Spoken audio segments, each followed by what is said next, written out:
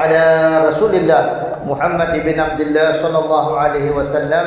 أشهد أن لا إله إلا الله وحده لا شريك له وأشهد أن محمدا عبده ورسوله. ربي اشرح لي صدري ويسر لي أمري واحلل عقدة من لساني يفقهوا قولي. سبحانك لا علم لنا إلا ما علمتنا إنك أنت العليم الحكيم. الحمد لله. Bersyukuran kita kehadirat Allah Subhanahu wa taala yang mana dapat kita berkumpul sekali lagi setelah kita berpisah lebih kurang 2 bulan ya, dalam pada kita menjalankan apa yang menjadi kewajiban kita, yaitu berpuasa di bulan Ramadan, kemudian melaksanakan tarawih di malamnya, ya, kemudian kita berehat ya selama beberapa minggu di bulan Syawal, tak jugalah berapa minggu ya, 1 bulan penuh. Dan alhamdulillah kita bertemu sekali lagi untuk kita teruskan perjuangan kita dalam pada kita menuntut ilmu. Dan alhamdulillah saya cuma nak beritahu bahawasanya pada hari ini ya, berikutan dengan waktu dan tempat di Kuala Lumpur juga sedang berlakunya haul bagi sahibul kitab ataupun kitab susunan daripada karangan kitab yang sedang kita pelajari ini, yaitu Al-Habib Abdullah bin Ali Al-Haddad. Ya, Abdullah bin Al-Haddad adalah seorang tokoh ulama yang Masya Allah ya, tidak asing di Nusantara ini, apalagi di Hadramut di Yaman ya. Jadi hari peringatan haul beliau adalah hari ini di Kuala Lumpur. Alhamdulillah kita juga berkesempatan untuk ataupun akan melaksanakan haulnya Habib Abdullah bin Haddad di masjid ini nanti pada 18 hari bulan Jun, hari Sabtu juga. InsyaAllah ada beberapa tokoh ulama yang akan menghadiri pada majlis tersebut, yaitu di antaranya adalah Syekh Hafifuddin ya. Mudah-mudahan Syekh Rudi Al-Jalani mudah-mudahan dapat bersama kita, dan juga beberapa ulama tokoh-tokoh Singapura ya. Mudah-mudahan Al-Faqir juga dapat hadir pada waktu dan hari tersebut, dan beberapa daripada asatizah roha juga ataupun asatizah keluaran ataupun yang pernah belajar di Tarim dan Hadramut akan bersama-sama di dalam majlis tersebut. InsyaAllah pada hari tersebut kita akan baca kitab lah, kita akan baca maulid, dan kita akan dengarkan beberapa ceramah yang akan disampaikan oleh beberapa ulama yang hadir pada hari tersebut insya-Allah. Mudah-mudahan kita dapat meraihkan barakah, mudah-mudahan kita dapat meraihkan sedikit cerpihan ataupun serpihan daripada ilmu-ilmu yang mana Al-Habib Abdullah bin Al-Haddad adalah seorang tokoh ulama yang tidak asing lagi dalam pada membentukkan hati yang terbaik buat pendekatan kita kepada Allah Subhanahu wa taala. Jadi insya-Allah hari ini kita akan sambung ya. Barang siapa yang mempunyai kitab, kita akan sambung pada muka surat 28 ya, iaitu bab yang baru muraqabah. Ya, yang terakhir kita telah berhenti di muka surat 26. Jadi insyaAllah kita akan sambung pada hari ini di muka surat 28 daripada atas. InsyaAllah Al-Fadhil Ustaz Idrus bin Hamid akan membacanya, akan menjadi seorang yang dapat teman saya dalam pada saya menerangkan sedikit sebanyak, dan saya pun alu-alukan Ustaz Idrus kalau nak tambah apa-apa daripada pembacaan, tafadhal. Mari sama-sama kita mulakan daripada pengajian pada malam hari ini dengan pembacaan niat, diikuti dengan doa, dan kemudian kita akan langsung ke kitab insya-Allah. Bismillahirrahmanirrahim. Bismillahirrahmanirrahim. Nawaitu ta'alluma wa ta'lima wa tadhakkura wa tadhkira wa naf'a wal intifa'a wal ifada wal istifada wal hatha ala tamassuki bi kitabillahi بكتاب الله العزيز وسنة رسوله صلى الله عليه وسلم والدعاء إلى الهدى والدلالة على الخير ابتغاء وجه الله تعالى ورضائه ورضائه وقربه وقربه وثوابه. وثوابه. اللهم ارزقنا اللهم ارزقنا يا ربي يا ربي فهم فهم النبيين النبي وحفظ وحفظ المرسلين المرسلين وإلهام وإلهام الملائكة المقربين الملائكة المقربين في عافية في عافية يا أرحم يا الراحمين. أرحم الراحمين. اللهم اللهم إنا إنا نسألك نسألك العلم اللدني علم اللدني والمشرب والمشرب الصافي الصافي الهاني الهاني يا وهاب يا غني. يا وهاب يا غني. Walhamdulillah Rabbil Alamin. InsyaAllah kita akan langsung sahaja di muka surat daripada kitab, iaitu Risalatul Muawanah, ya, kitab karangan Al-Habib Abdullah bin Al-Haddad. Kita berada di muka surat 28. InsyaAllah kita akan mengamati sebuah bab yang sangat penting, ya. Nilainya adalah sesuatu yang akan membuktikan pendekatan anda kepada Allah Subhanahu wa taala. Mari sama-sama kita baca dengan luas hati, dengan pandangan yang terbaik, agar Allah Subhanahu wa taala berikan kita hidayah, berikan kita kefahaman yang baik, untuk dapat sama-sama kita pulang dengan sesuatu harta yang tidak ada bandingan harganya, yaitu ilmu pengetahuan, futuh, pembukaan hati, yang mana Allah Subhanahu wa taala kurniakan kepada hati-hati yang ikhlas. Semoga Allah Subhanahu wa taala sama-sama kurniakan kita pandangan rahmat daripadanya, insyaallah. Tafadhal Ustaz. Bismillahirrahmanirrahim. Alhamdulillahirabbil alamin. Allahumma shalli wa sallim ala sayyidina Muhammad wa ala ali sayyidina Muhammad. Qala Syekhul Mu'allif wa nafa'ana Allah bihi wa bid-darat wa bi ulumihi fid darain. Amin. Bab muraqabah. Saudaraku, hendaklah anda selalu menghadiri diri kepada Allah, menghadirkan diri kepada Allah Subhanahu wa taala dalam setiap aktivitimu. Dan hendaklah anda sadar bahawa Allah Subhanahu wa taala selalu berada di dekatmu. Naam, bismillahirrahmanirrahim. Allahumma salli ala sayyidina Muhammad wa ala ali sayyidina Muhammad.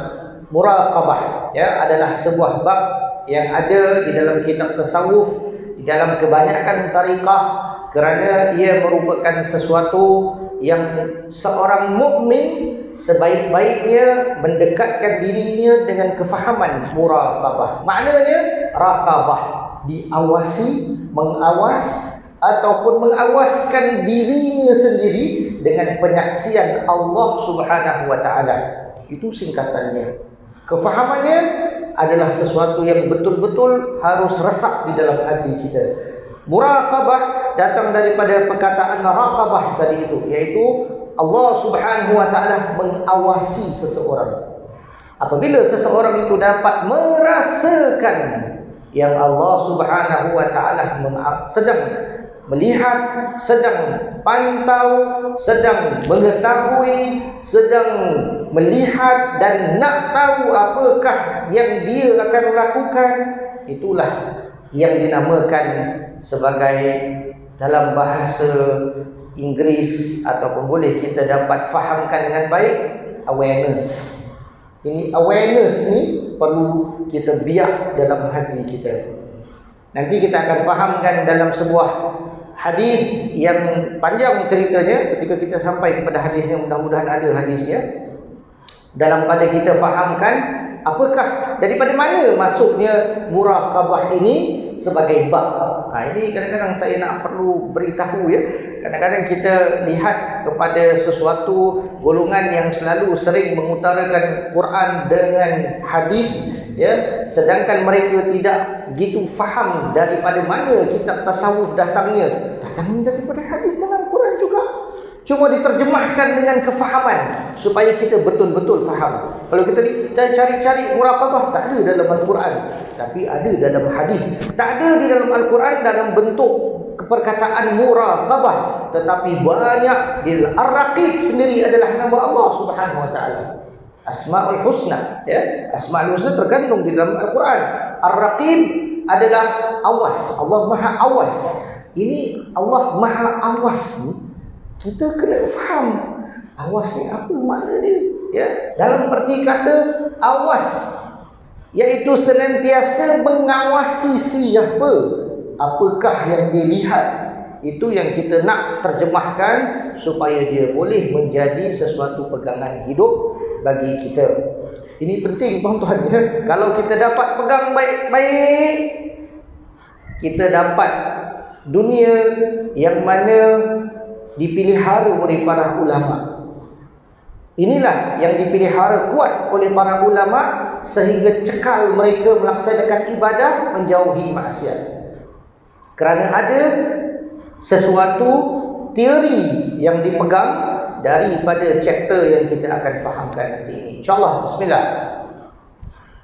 Dan dia selalu mengetahui dan mengawasi segala gerak-gerimu. Nah, kalau kita lihat Al-Habib Abdullah bin Al-Haddad bermula dengan saudaraku. Ya, itulah yang saya selalu perhatikan di dalam semua kitab-kitab yang berharga, yang lama-lamanya, seperti Imam Ghazali, seperti Imam Rafi'i, seperti Abu Hasan Asyadli, seperti Imam Abdullah bin Al-Haddad. Mereka mengarang kitab dengan membahasakan ini ditujukan kepada anda. Makanya dimulakan saudaraku, hendaklah anda. Itu kalimat-kalimat yang digunakan tu adalah membacanya, angkat terus baca saudaraku, hendaklah anda. Ya, aku ni Habib sedang cakap dengan aku ni, ini guru besar dia sedang cakap dengan aku ni, supaya aku faham bahawasanya hendaklah anda selalu menghadirkan diri kepada Allah dalam setiap aktivitimu. Setiap aktivitimu.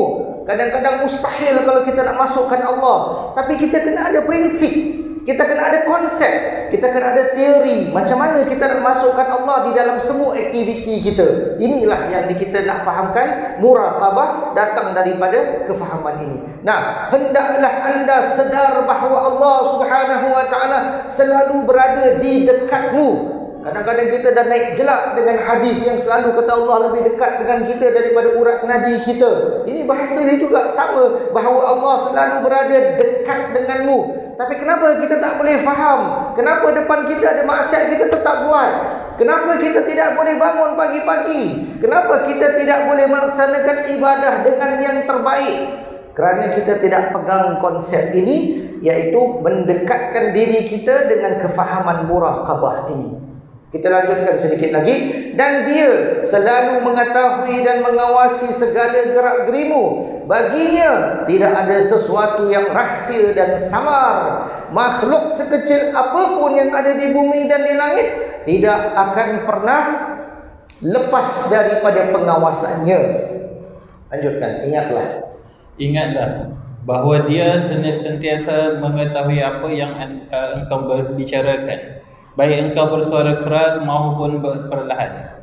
Di mana saja engkau berada, dia selalu bersamamu, dan dialah yang maha kuasa. Naam.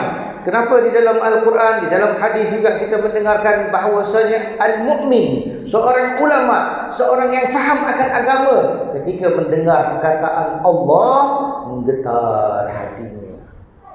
Kalau dia faham konsep ini, pasti dia akan getar hatinya. Makanya kita kena fahamkan hati ini. Kita kena fahamkan hati ini kepada kebesaran Allah Subhanahu wa taala, sehingga apabila disebut Allah, getar hati ini. Bukan takut. Bukan takut seperti kita takut harimau di depan kita, tetapi kita malu, segan, dan kita faham akan kebesaran Allah Subhanahu wa taala, sehingga kita tunduk, hormat, segan, malu. Inilah masuk bahasa Melayu kita takut. Ya, takut di sini inilah maksudnya. Di dalam arti kata, apabila disebutkan nama Allah, belum lagi hatinya yang sudah ada Allah. Kalau disebut saja Allah, dia rasa takut. Tetapi kalau hatinya berfungsi dalam pada kata makhluk sekecil apapun yang ada di bumi dan langit tidak pernah lepas daripada pengawasannya. Kita dengar dalam sebuah ayat di dalam Al-Quran, semut yang sekecil hitam yang betul-betul hitam, di dalam satu kegelapan malam yang sangat gelap gulita, sedang berjalan di atas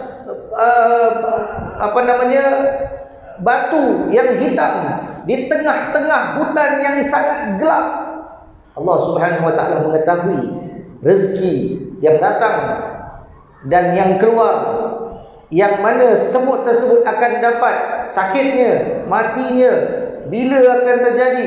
Itu semut yang kecil tu Allah Subhanahu wa taala Maha mengetahui tentangnya. Jadi maksud di sini tidak ada samar, tak jelas, tidak ada yang connection putus, tidak ada yang artinya not clear daripada semua perasaan yang terjadi di dalam seseorang. Bukan sahaja sesuatu yang dimaksudkan ini adalah sesuatu yang diutarakan, tetapi sesuatu yang samar, gerakan hati seseorang, sesuatu yang bergerak di hati kita yang belum kita lafazkan. Itu Allah Subhanahu wa taala Maha mengetahui. Apalagi sudah lafaz, apalagi sudah dikerjakan. Inilah yang dimaksudkan dengan perhatian seseorang itu harus tertumpu kepada Maha Pencipta Allah Subhanahu wa taala. Di dalam boleh saya gunakan Tuhan ini, ya, yakni yang menciptakan kita, dialah yang sedang memerhatikan kita pada setiap saat, pada setiap kejadian yang berlaku di hati kita. Ketika seseorang melintaskan perasaannya, hatinya, hasratnya untuk melaksanakan sesuatu. Terus, petunjuk, pertolongan dan penjagaannya hanya tercurah kepadamu jika engkau tergolong daripada orang-orang yang berbuat baik. Nah, setelah kita fahamkan, yakni Allah Subhanahu wa taala yang Maha Esa, yang Maha melihat, yang Maha mengetahui segala yang terjadi di dalam urusan hati saya yang paling hafaz, yang paling dalamnya, apalagi di luar perkataan yang saya keluarkan, apalagi yang saya sembunyikan daripada kehidupan saya ini. Berjubah, bersongkok, tapi saya ada kehidupan di belakang saya. Itu seharusnya seseorang itu merasakan takut dan segan. Apalagi yang di dalam-dalamnya, dia harus sadarkan dirinya bahawasanya dia adalah seseorang yang sedang diperhatikan Allah Subhanahu wa taala. Kemudian petunjuk, pertolongan dan penjagaan hanya datang, tercurah kepadanya jika engkau, ya, diarahkan, jika engkau tergolong orang-orang yang berbuat baik. Di sini kita kena faham bahawasanya, kalau kita sudah dapat perasaan, kita sudah ada ketergantungan hati kita hanya kepada Allah, kita tahu kebesaran Allah, kita tahu Allah Subhanahu wa taala dengan maha sucinya. Apa maksud saya dengan maha suci? Kita selalu sebut, ya, subhanallah, maha suci Allah. Maksud daripada maha suci Allah, Allah tidak boleh, tidak terdapat di dalamnya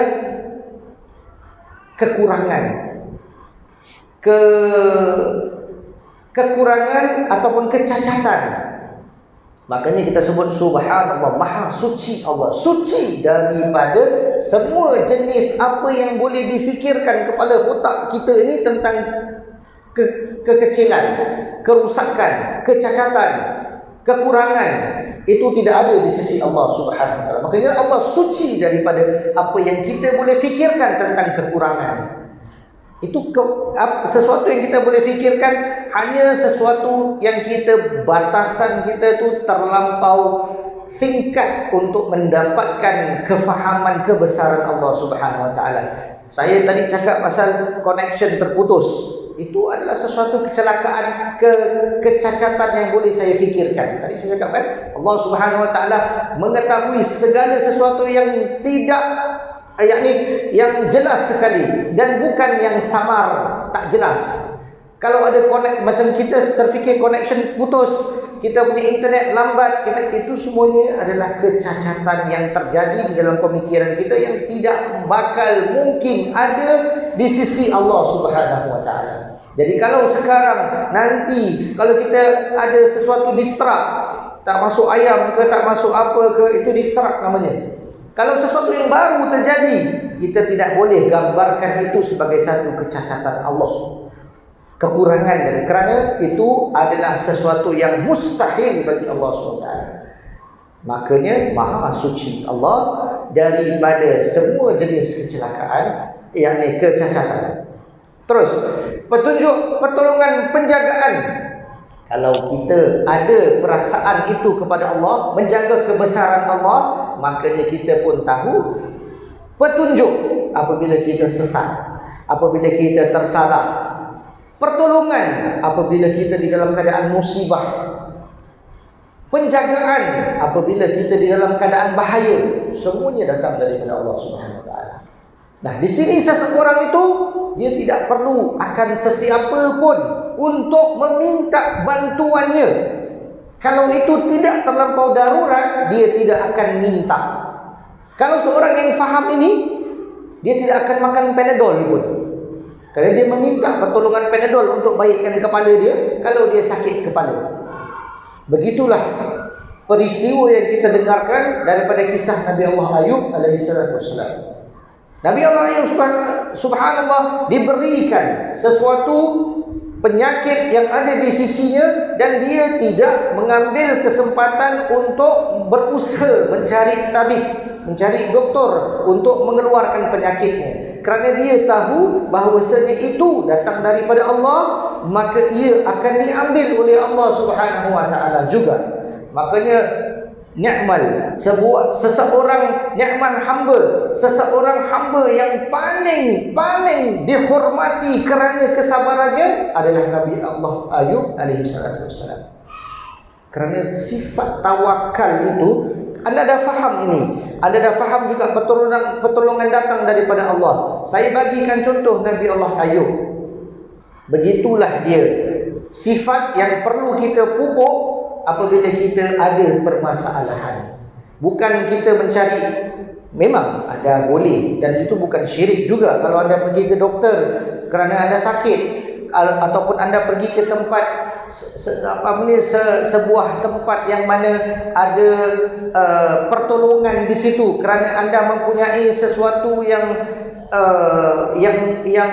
boleh seseorang itu membantu anda, itu tidak mengapa. Tetapi nak difahamkan bahawasanya apabila Allah Subhanahu Wa Taala turunkan sesuatu musibah, sesuatu yang menjadikan anda tidak nyaman di dalam perasaan dan di dalam kawasan anda kerana anda mungkin kekurangan wang untuk berbelanja dan sebagainya, dan anda mungkin punya permasalahan-permasalahan lain, itu semuanya adalah sesuatu yang bukan terjadi kerana tersilap, tetapi itu adalah kerana Allah Subhanahu Wa Taala menyayangi anda.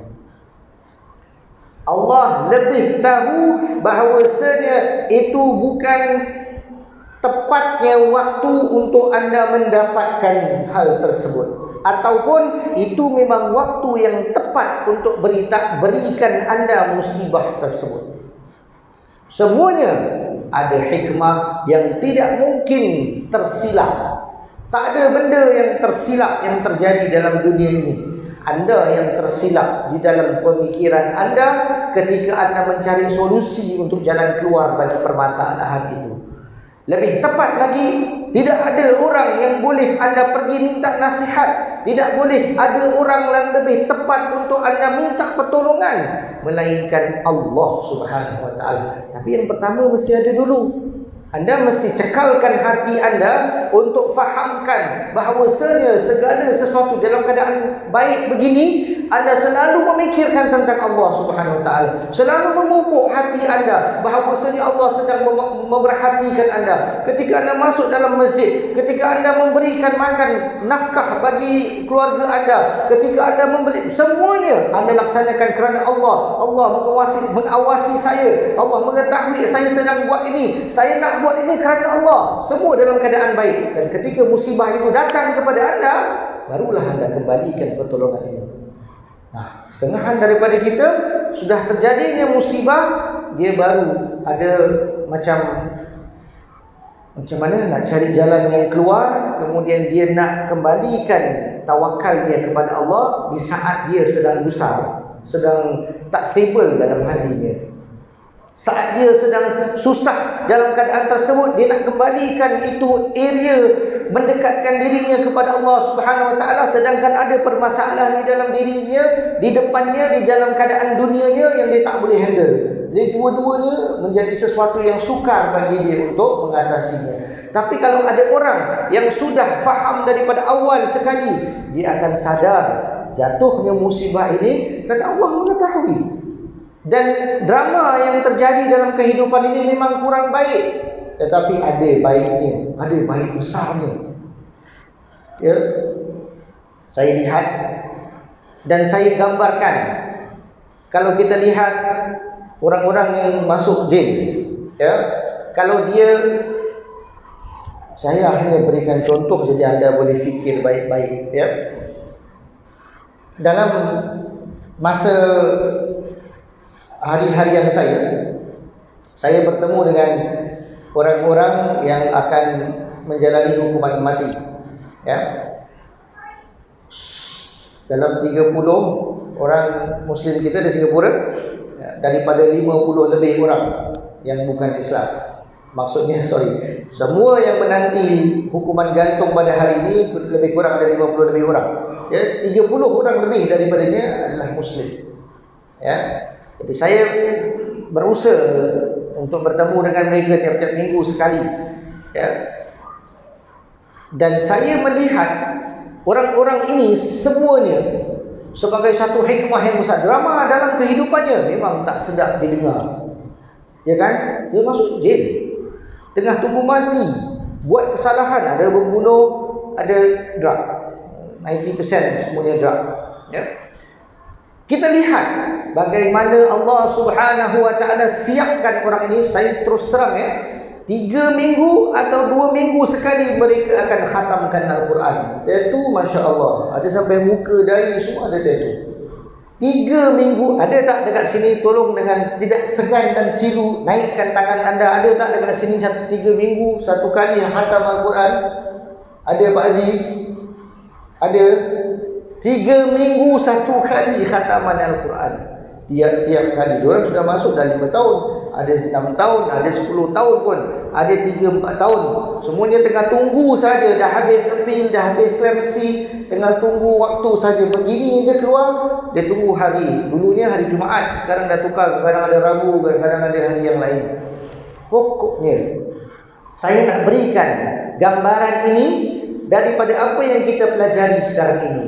Kasih sayang Allah Subhanahu Wa Taala pada orang ini lebih tak daripada anda semua. Walaupun mereka ni telah buat macam-macam kekejian, macam-macam punya maksiat, tetapi Allah Subhanahu Wa Taala siapkan hati mereka untuk bertaubat. Sampai di akhir kalimatnya, mereka bukan saja boleh baca la ilaha illallah, boleh khatam Al-Quran, tahu dia punya date mati bila. Perjalanannya masih jauh, tuan-tuan dan puan-puan. Anda, saya, Allahu a'lam macam mana kita mati, macam mana keadaan kita tak tahu. Tapi orang yang seperti itu, drama dia tak sedap dia dengar. Kita fahamkan, kita tengok caranya, itu alamak gone case lah. Tapi dia punya kehidupan, dia habis dengan kalimat yang terbaik. Kalau dia betul-betul faham dalam 4-5 tahun tu dia taubat dengan taubatan nasuha, Allahu alam, kalau dia punya doa, saya rasa dah boleh terbang sebenarnya, keluar daripada silu-silu tu. Dah ada tahap walinya, ya. Masya Allah, orang-orang begitu, subhanallah, ya. Ada di antaranya kalau saya lalu lalang di selnya, tak pernah lepas sujud, tidak pernah lepas sujud. Dan mereka sudah masuk lebih daripada maybe 6-7 tahun. Dan itu saja. Saya akan jalan dengan sungkuk, dengan sujud dia. Kalau saya nak pergi sel dia, jangan tak sempat nak berbual dengan pergi sebelah dia sampai sana. Masya Allah. Perbualan mereka hanya hukum yang mereka tanya. Ya, tanya dengan perasaan mereka, tersilap dalam langkah kehidupan mereka, takut orang punya keluarga, takut tanggungjawab yang mereka akan tinggalkan. Ini perbualan-perbualan mereka. Nah, saya nak maksudkan di sini, orang-orang seperti ini terjamin. Saya pun tak suruh anda masuk jail, tuan-tuan, ya, tolong. Jangan salah faham ya. Kita sedang pelajari hukum yang yakni hukum-hukum dunia yang terjadi dalam pada kita fahamkan bagaimana Allah turunkan sesuatu keadaan kepada seseorang. Jangan anda cepat mengambil tanggapan bahawasanya itu adalah yang paling buruk kerana drama kehidupan tak begitu baik. Tetapi ada hikmahnya. Allah Subhanahu wa taala sayang anda lebih daripada orang yang paling anda tahu sayang anda. Mak anda tak akan ditandingi dengan kasih sayang Allah. Itulah dia kenyataannya. Allah Subhanahu wa taala setiap kali jatuhkan anda di dalam satu keadaan, itu adalah untuk kebaikan anda. Pilihan anda saja bagaimana nak keluarkan diri anda daripada permasalahan itu. Semoga Allah Subhanahu wa taala berikan kita keyakinan, berikan kita hidayah, berikan kita kefahaman yang sebenar-benarnya ketika ketika jatuhnya masalah di atas kepala kita dan juga orang-orang yang kita sayangi, insya-Allah. Kita teruskan lagi. Hendaklah engkau malu kepadanya. Kerjakanlah perintah-perintahnya dan jauhi segala larangannya. Serta beribadahlah kepadanya seakan-akan engkau melihatnya. Dan apabila engkau tidak melihatnya, ketahuilah bahawa dia selalu melihatmu.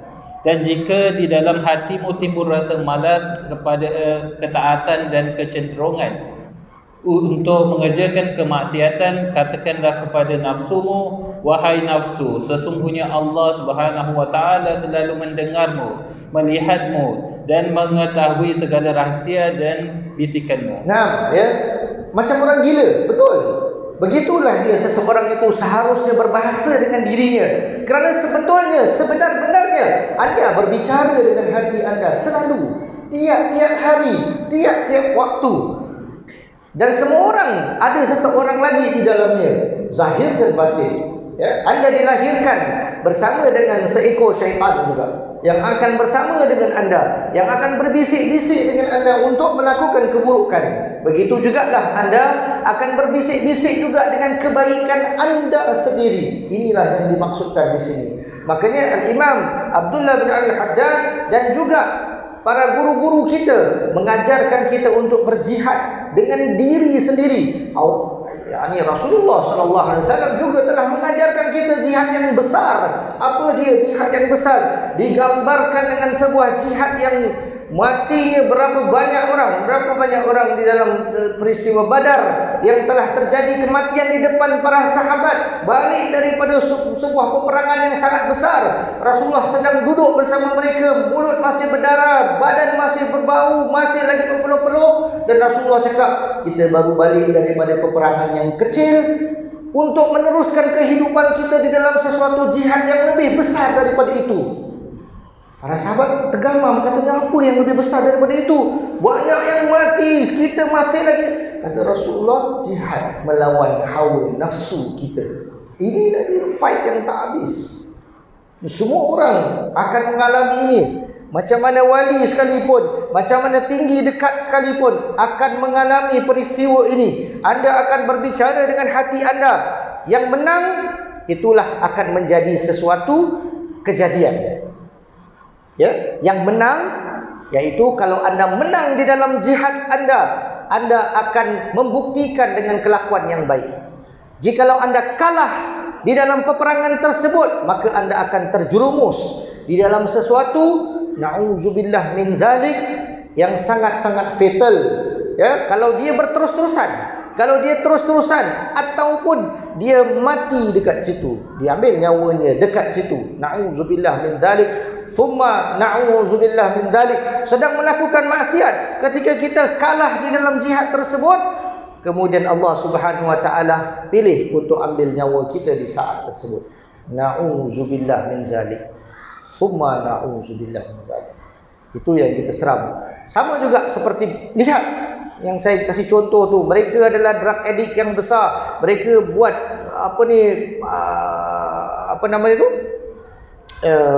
import dan ekspor benda-benda yang haram.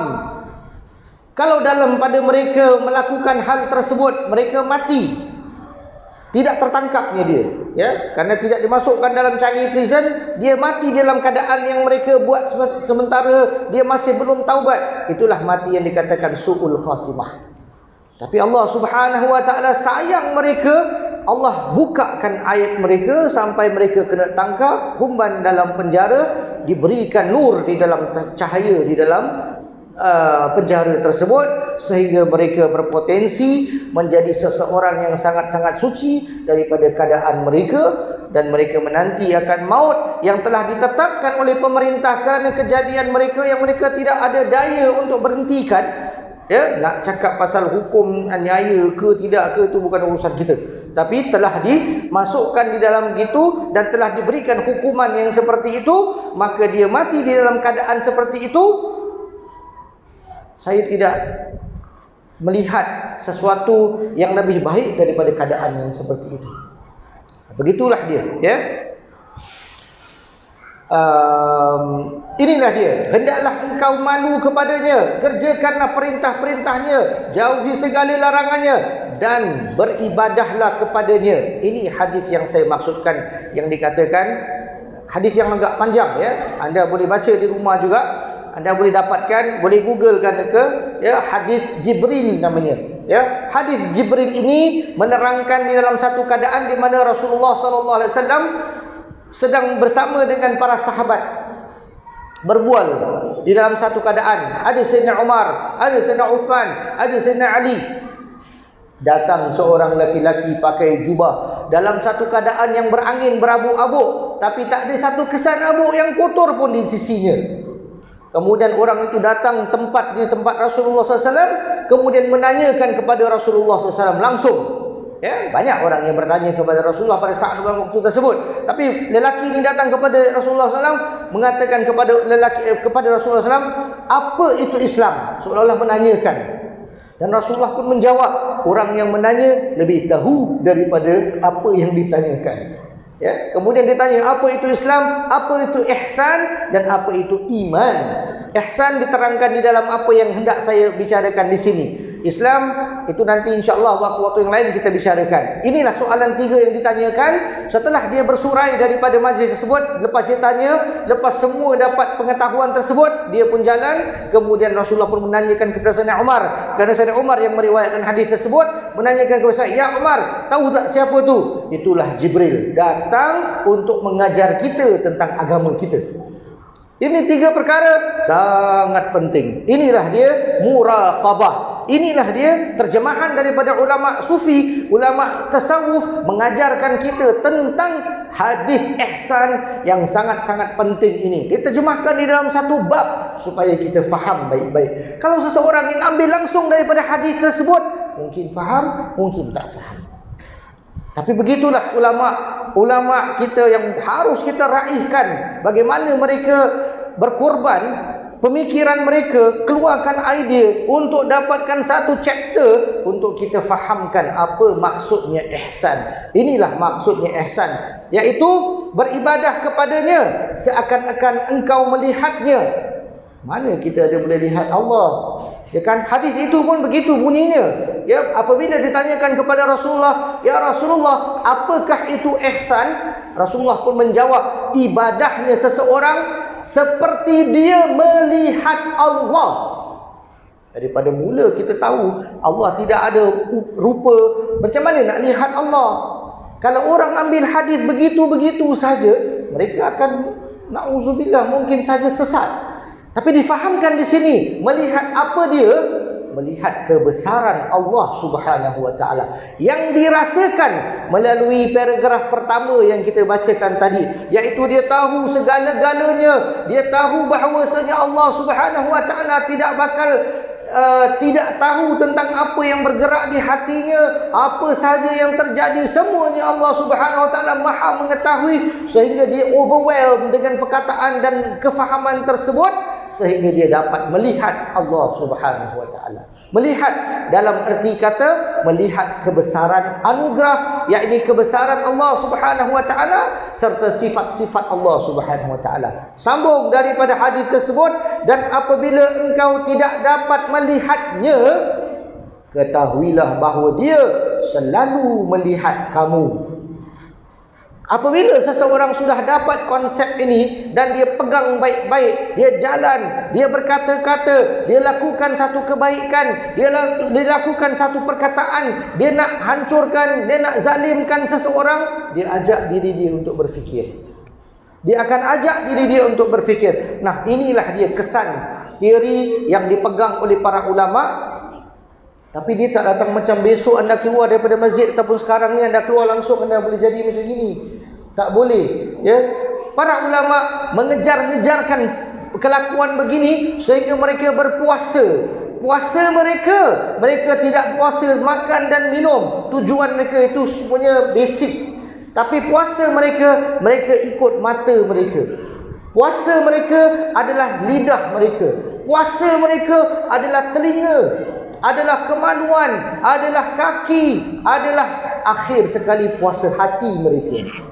Tapi makan dan minum tetap mereka jalankan. Yang ini tidak makan, tidak minum, mereka jalankan. Tetapi konsentrasi mereka pada puasa mereka adalah apa yang saya sebutkan tadi. Itu kalau sudah cukup, belum lagi over. Ini tarikat ya, ada tarikat yang buat begini ya, mereka akan kejar-kejarkan untuk memperbaiki kelakuan mereka dengan puasa-puasa mereka. Akhir sekali mereka akan berpuasa bersama Rasulullah sallallahu alaihi wasallam. Macam mana puasa dengan Rasulullah? Dia akan bangun pagi dan dia akan mengetahui Rasulullah bersamanya. Dia akan makan sahur, dia akan tahu bahawa Rasulullah bersamanya. Dia berjalan di luar, dia berjalan bersama Rasulullah sallallahu alaihi wasallam. Cubalah kalau anda yang sudah ada cinta dengan Rasulullah, sudah ada perasaan hormat dengan Rasulullah SAW, membayangkan diri anda bersama Rasulullah di setiap kelakuan anda. Begitulah hebatnya mereka. Sampailah mereka, anda lihat jalan pun tak jalan sembarangan, cakap pun tidak bakal cakap sembarangan, kerana mereka malu dengan orang yang mereka sangat kasihi, Rasulullah SAW. Nanti tahap-tahapnya, kerana mereka sudah ada tahap basic, iaitu Allah Subhanahu Wa Taala memerhatikan mereka. Mereka mengadakan Rasulullah SAW untuk menguatkan lagi apa yang mereka sedang jalani pada hari-harian mereka. Nah, begitulah dia, seseorang itu memperbaiki daripada satu keadaan sampailah kepada satu keadaan. Ya, saya dan anda semuanya adalah pelajar. Semuanya adalah orang-orang yang senantiasa berusaha untuk mendapatkan keadaan ini.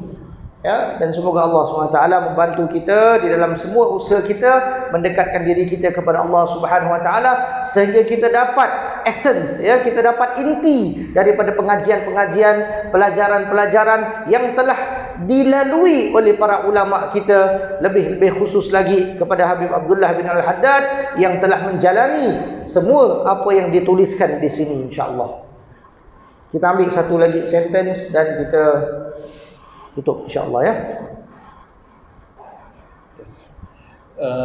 Jika ia belum dapat menuruti nasihatmu kerana kurangnya dalam memahami keagungan Allah Subhanahu Wa Taala, maka peringatkan kepadanya akan dua malaikat yang selalu mencatat kebajikan dan keburukan, iaitu Raqib dan Atid.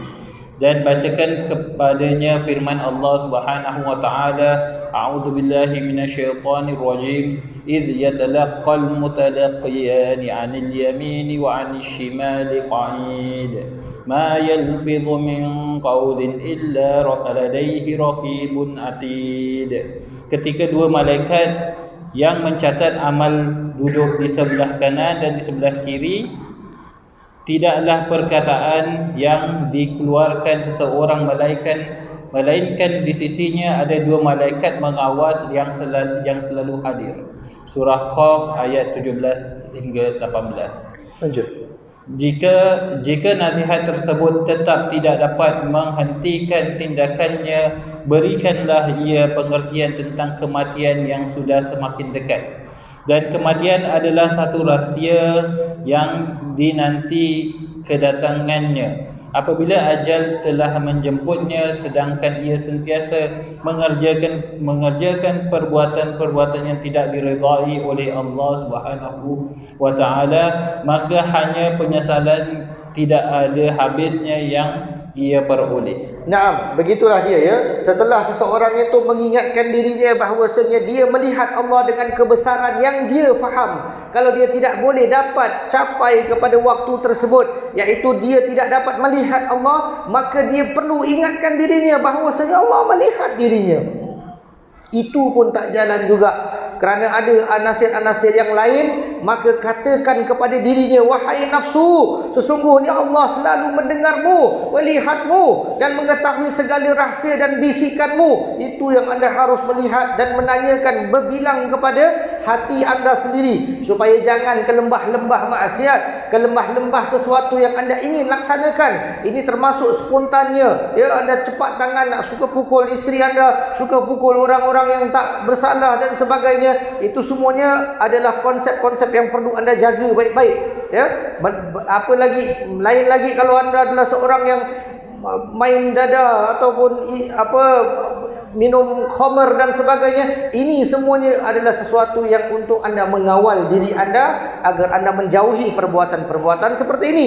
Kemudian apabila itu juga tak boleh jalan, fahamkan diri anda. Di dalam ayat Quran Allah Subhanahu wa taala berfirman, ketika dua malaikat yang mencatat amal duduk di sebelah kanan dan kiri dan sebelah kiri, tidaklah perkataan yang dikeluarkan seorang melainkan di sisinya ada dua malaikat pengawas yang selalu hadir. Maknanya dia bukan sendiri. Dia ingatkan dirinya. Itu tahap-tahap yang dia boleh ambil ya. Jika nasihat tersebut akhir kalimat tetap tidak dapat menghentikan tindakannya, berikanlah ataupun berilah ia pengertian tentang kematian. Ini dia bab yang lain pula yang sudah dekat di sisinya ya. Kita sering-sering mengingatkan diri kita, kadang-kadang tak load juga ya tentang kematian. Makanya kita perlu pergi daripada atas tadi itu, daripada Allah Maha melihat, kemudian tercatatnya semua. Kerana setiap ini ada kejadian ya. Kalau tercatatnya amalan kita buruk kita, maka kita akan diminta untuk bertanggungjawab ya. Akhir sekali ya, ingatkanlah diri orang tersebut, yakni anda sendiri, berilah ia pengertian bahawasanya kematian akan datang bila-bila masa sahaja, dan itu tidak akan mendapatkan sesuatu yang second chance. Dia tidak akan mendapatkan sesuatu pilihan. Dia tidak akan mendapatkan sesuatu yang boleh dia kata berhenti dulu, aku nak taubat, baru boleh aku dapatkan kematian tersebut. Kerana itu sudah pun terlambat dan itu telah pun terputus. Semua amalan-amalan kebaikan, hatta ucapan subhanallah yang pahalanya begitu besar dan begitu banyaknya, tidak dapat diperolehi bagi seseorang yang telah dicabut nyawanya ataupun telah terbit matahari di sebelah barat. Ketika dua kejadian ini berlaku, maka selesailah amalan yang menimbulkan pahala buat orang tersebut. Melainkan dengan kefahaman yang lainnya, boleh kita dapat memberikan pahala daripada sedekah dan sebagai amal jariah yang lain. Jadi begitulah dia, saya akhiri. Dan kematian adalah satu rahsia yang mana kedatangannya, yang dinantikan kedatangannya apabila ajal telah menjemput, sedangkan ia sentiasa mengerjakan perbuatan-perbuatan yang tidak diridai oleh Allah, maka hanya penyesalan tidak habisnya yang akan orang tersebut perolehi ya. Inilah dia sedikit konsep, sedikit teori yang boleh kita masukkan di dalam hadis Rasulullah sallallahu alaihi wasallam yang membawa pengertian ihsan ya, dalam pada seseorang itu mendekatkan dirinya kepada Allah Subhanahu wa taala dengan aktiviti-aktiviti hari-hariannya. Insya-Allah saya akan berhenti di sini. Kita akan sambung bila ia masih tidak peduli pada minggu hadapan, insya-Allah, setelah kita mendapatkan asatizah yang akan masuk pada minggu hadapan. Kita akan war-warkan seperti mana biasanya di ruangan Facebook Majlis Roha, yang mana kita akan pamerkan asatizah seterusnya insya-Allah ya. Kita akan lanjutkan pengajian ini setiap hari Sabtu seperti biasa. Cuma saya ingatkan sekali lagi, 18 Jun ya, kita tidak akan ada pengajian, tapi saya akan hadir, semua asatizah akan hadir. Kita akan sambut haul ya, iaitu haulnya Habib Abdullah bin Alwi Al-Haddad, ya, 18 Jun. 2 minggu dari sekarang kalau tak salah saya, ya. Minggu depan kelas seperti biasa, minggu yang satu lagi itu insya-Allah. Jadi harapan saya anda boleh bawa keluarga anda tiap-tiap minggu, apalagi 18 hari bulan itu sendiri nanti insya-Allah. Allahu a'lam bisawab. Segala yang baik datang daripada Allah Subhanahu wa taala, kekurangan daripada diri saya sendiri. Insya-Allah seperti mana biasanya kita akan tutup kelas dengan pembacaan doa secara berjemaah insya-Allah. Bismillahirrahmanirrahim. Yang mana di kitab boleh ambil doanya di belakang, ya. Bismillahirrahmanirrahim. Ya Rabbana a'tarafna bi annana aqtarafna wa annana asrafna ala ladha ashrafna fatub alaina tauba taghsil li kulla hawba wastur lana al-awrati wa amini rawati waghfir li walidina rabbi wa mauludina wal ahli wal ikhwani wa sairi khillani wa kulli dhi mahabba aw jiratin aw wal muslimina ajma amin ya rabbi fasma fadlan wa judan manna la biktisabin minna bil mustafa rasuli nahdha bi kulli suli salla wa sallam rabbi alaihi al-addal wa alihi wa sahbihi idadatash suhbi walhamdulillahi fil bad'i wa tanahi walhamdulillahi rabbil alamin. Segala yang baik datang daripada Allah Subhanahu wa taala, kekurangan daripada diri saya sendiri. Semoga dapat sama-sama kita manfaatkan isi-isi mutiara yang dikeluarkan oleh Habib Abdullah bin Al-Haddad. Marilah sama-sama kita hadiahkan suratul Fatihah, kita khususkan kepada Habib Abdullah bin Al-Haddad agar Allah Subhanahu wa taala menaikkan darajatnya di syurga, dan semoga Allah Subhanahu wa taala melimpahkan kembali ilmu, rahsia dan juga adab-adab yang diajarkan kepada kita semuanya. Semoga Allah Subhanahu wa taala membuka hati-hati kita dengan pembacaan Al-Fatihah ini, dan semoga Allah Subhanahu wa taala mengampuni dosa-dosa kita insyaallah. Ala hadhihi niyat wa kullu salafu salih wa ila hadratin Nabi Muhammadin sallallahu alaihi wasallam. Al-Fatihah. Bismillahirrahmanirrahim. الرحمن الرحيم مالك يوم الدين إياك نعبد وإياك نستعين اهدنا الصراط المستقيم صراط الذين أنعمت عليهم غير المغضوب عليهم ولا الضالين آمين. تقبل منا صلاتنا وصيامنا وقراءتنا إنك أنت السميع العليم وتب علينا إنك أنت التواب الرحيم وآخر دعواهم أن الحمد لله رب العالمين. تقبل الله منا ومنكم.